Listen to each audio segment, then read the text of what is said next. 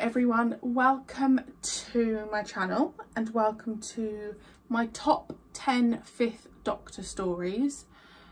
Oh, I've just sat here for ages. I need to start writing down my rankings as I go, but I don't do it and I feel like I'm near the end, so what's the point of starting now? So I've gone through and written everything down, and these are my top 10 5th Doctor stories. Now, it was actually really hard. So my number one will be my highest ranked. There are 3 10 out of 10s. I feel like a lot of you will be able to guess what they are. There's 1 9.5 out of 10. There's 4 9 out of 10s, and there were a few 8.5s out of 10s, and I had to just pick my top 2, which was actually really hard. The 5th Doctor overall has a really, am I shaking the camera? Yes. The 5th Doctor overall has a really good average, like really good average. Okay, so should we start in 10th place? And this is, oh my god, I've probably just shown you all there. I'll have to edit that out. This is, so in 10th place with 8.5 out of 10. And I don't think I ever actually ranked this because the Doctor regenerated. But it is the Caves of Andrazani. How did I come up with 8.5? It's a great story. The reason I didn't go any higher than that was because I compared it to others that were on this list, and there were others that I favoured more. So I think 8.5 is really fair.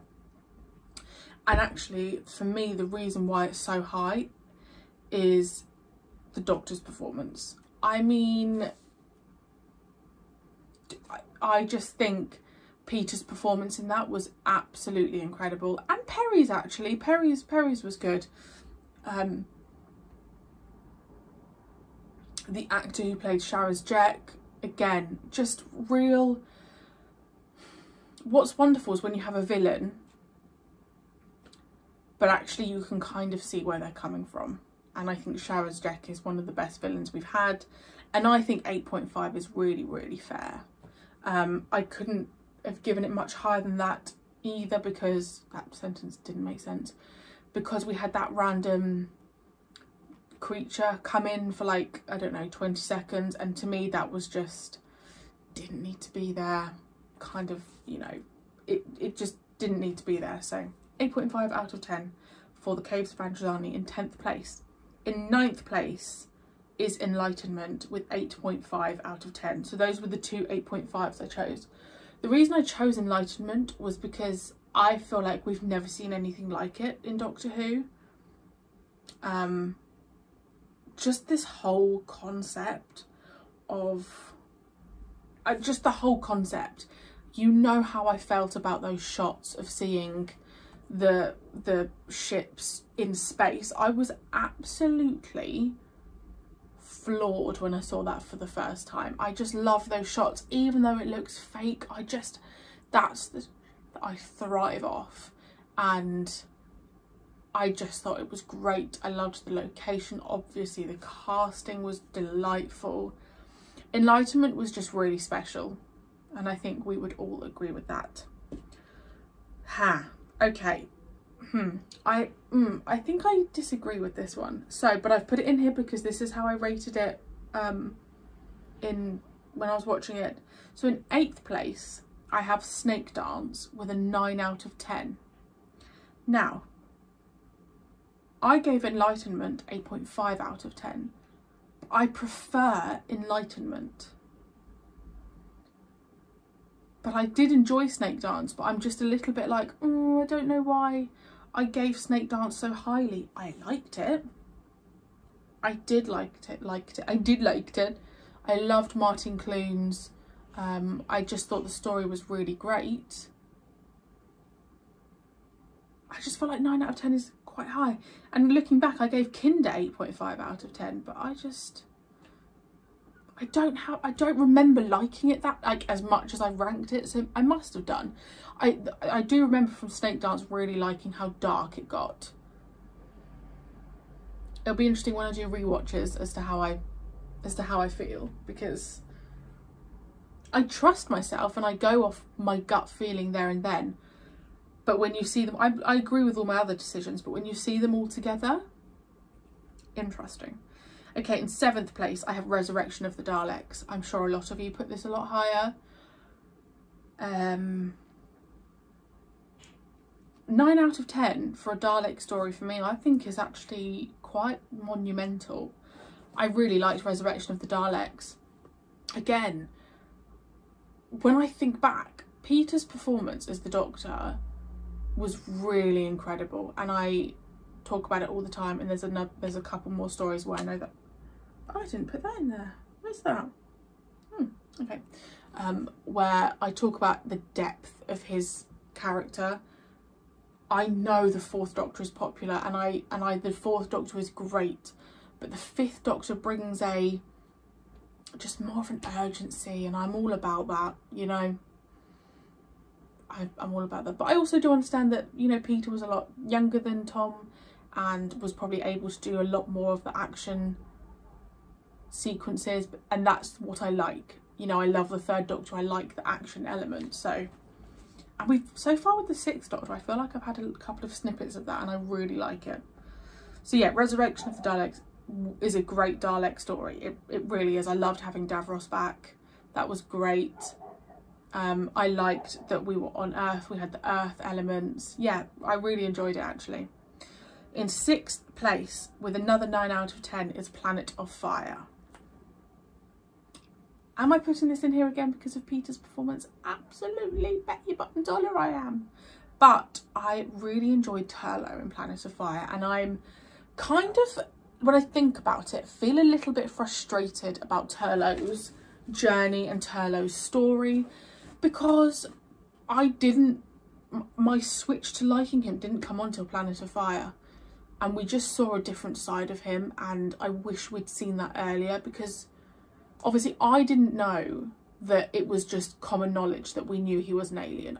You know, watching this for the first time, I didn't know if it was spoken about that he was from another planet. I didn't know if it was a secret. And he just always came across as this really like moody, unhappy person. But in Planet of Fire, he was great. And I'm annoyed we didn't have a couple more episodes of him just kind of not always acting so suspicious. I never trusted him until that story. I liked having the Master come back. When did the Master appear in Planet of Fire? I actually can't remember. Did he appear in part 1? Guys, I've had a mind blank. Oh gosh, remind me. He appeared in part... His TARDIS landed, but when did we first see him? Anyway, I really liked, you know, like having the little Master and he was running around his TARDIS, and that was fun. The introduction of Perry, great location. I think it was a really strong story for Turlough to leave on. In 5th place, this is my last 9 out of 10, and it's Arc of Infinity. Now I won't lie to you, this one had kind of slipped my mind a little bit. I loved this one. I loved the location. I loved Tegan's performance. Well, we got Tegan back, didn't we? I just really, really loved this story. I loved being on location. It gave me City of Death vibes. I loved that they were in, where were they? Amsterdam or something? It was just, I loved it. It was just really fun. Yeah, it was just a really, really fun story, and actually kind of reminds me of a 4th Doctor story more than the 5th, which maybe is why it slipped my mind, but it was just great, wasn't it?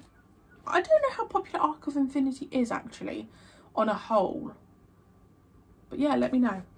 Okay, in 4th place with 9.5 out of 10 is Earthshock, of course. So I was watching back my reaction to part 4 because obviously I needed to find out what I gave it. I knew I'd given it quite high, and what I was saying was that part 1 was a 7 out of 10, part 2 was like an 8 out of 10, and parts 3 and 4 were like a 20 out of 10. And I completely agree with myself, funnily enough. I adored parts 3 and 4. Part 1 was a bit slower for me, but we were setting it up. I get it. I really liked the location. I loved the setting. Obviously, having Adric sacrifice himself was just actually so shocking. When I was watching my reaction, I didn't expect that to actually happen, for Doctor Who to take it there. Again, probably another reason why I really like it, because shit got real, you know. And I think they played it beautifully. His ending, you know, we had his theme tune play. It was just, I really liked having the Cybermen back. Obviously it was just a really good one to have the Cybermen come back on, because I think sometimes I love the Cybermen so much, and obviously I have got to Attack of the Cybermen with the 6th Doctor. What did I give that out of 10? I don't know. And when they come back, I want the story to be so good, and that did it for me. Like that was just, yeah. I think it's going to be hard to get a 10 out of 10 for a Cybermen story. I think the last time I gave 10 out of 10 was for Team of the Cybermen, if I'm not mistaken. I mean, that is an absolutely incredible story. Anyway, we're not here to talk about the 2nd Doctor. Okay, now these top 3 are all 10 out of 10s. You guys know what's going to be number 1, but in 3rd place is Black Orchid with 10 out of 10. I feel like this is my most controversial ranking. So I'm a big reader, and I love whodunits, I love murder mysteries, and that's the vibe it gave me. I think the 1920s setting played a part. We had the Doctor playing cricket, we were in a beautiful stately home, which is my favourite setting for anything. Book, film, TV show. I love a very quintessential English stately home. We had the dancing, we had the music, we had the clown thing. I mean, it was immensely sad, but oh my god. And also I was so shocked it was a 2-parter. I remember it finishing and then being at the TARDIS, like saying goodbye and being given a book, and I was like, oh, okay then. All right then. I loved Black Orchid. I think it was just a really, it's different, isn't it? Because there isn't necessarily a villain. There's not like a, you know, it's not like a creature robot thing that's coming to attack us. It was just a really sad but wonderful story, and I stand by my 10 out of 10. When was that? Okay, in 2nd place is Mordred Undead. Now I need to tell you something, guys. The shock of seeing the Brigadier, like, okay, the shock of the 5 Doctors, but I don't, like, oh god, I wish I could just experience that again, of just, because I remember hearing him and then seeing him, and I was like, what? The Brigadier is here? Like, I never ever expected to see the Brigadier again, ever, because he was so linked with the 3rd Doctor. I just, honestly, that's probably everything. That was just everything to me. I loved the setting for Mordred Undead. Again, I've just said I love a quintessential, obviously it was a school, but that beautiful school setting. I love having like the grounds to film on, the set of the ship thing, Mordred ship, I adored. It was just great. We had 2 Brigadiers at one point. That was great. What is my number 1? I mean, it was kind of classed as a special, wasn't it? But it comes under the 5th Doctor, therefore I shall include it the same way the 3 Doctors came under the 3rd Doctor. It is the 5 Doctors. I don't think anything will ever beat that story. Now, I'm not saying the plot was the strongest. You know, I'm not sat here like, oh yeah, I probably didn't even completely follow the plot. I was absolutely floored by what was happening before my eyes. I have never, like, I could actually cry thinking about it. Don't cry. Ooh, this is what the Third Doctor does to me. When I saw that Third Doctor in Bessie, you guys don't know how much I had to cut out.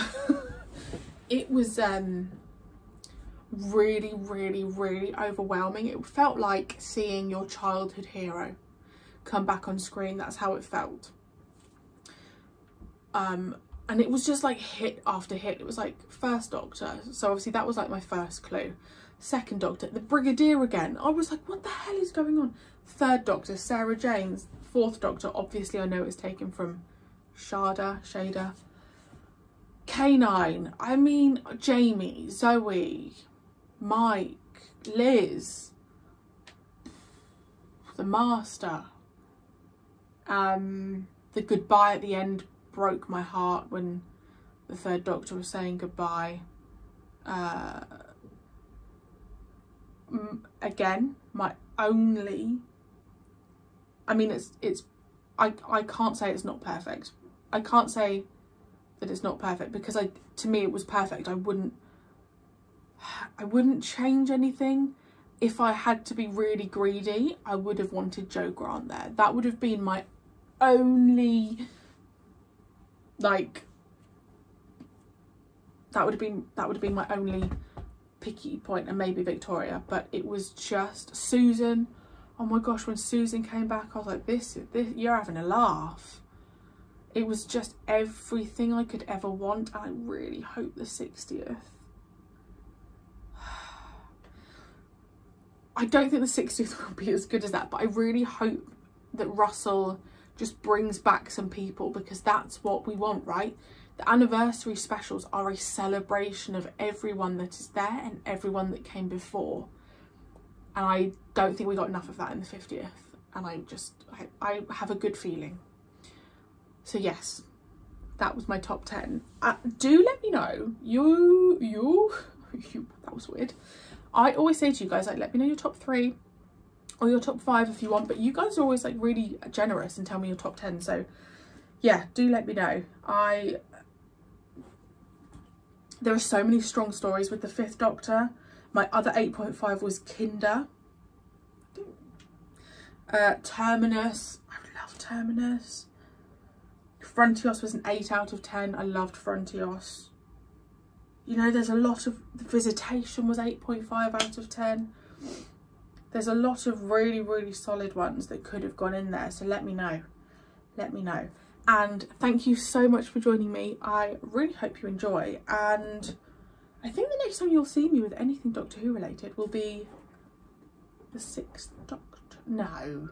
We've already started the 6th Doctor, haven't we? Hang on.